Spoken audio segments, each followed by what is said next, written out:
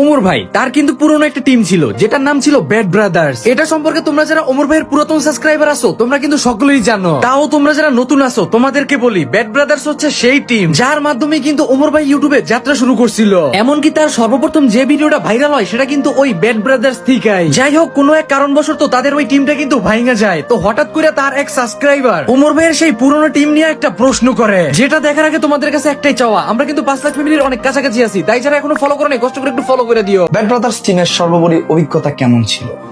পুরোনো দিনের কথা যেহেতু মনে করে দিলাম, চলেন উত্তরটা পুরোনো জায়গায় যেয়ে দিই।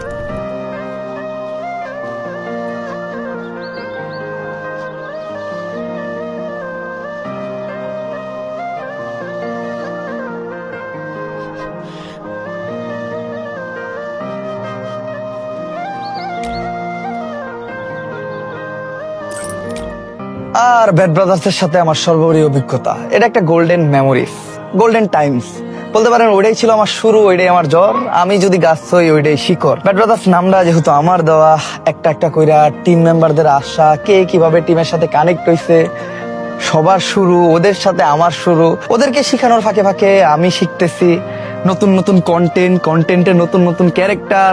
যেহেতু ওই জায়গায় সবাই ছিল আমার ভাই, বন্ধু, বড় ভাই, তো গোল্ডেন মেমোরিজ, গোল্ডেন টাইম। এক কথায় বলতে গেলে এটা একটা ইনলেস মেমোরি বলতে পারেন। ব্যাড ব্রাদার্সের সাথে আমার সর্বোপরি অভিজ্ঞতা একদম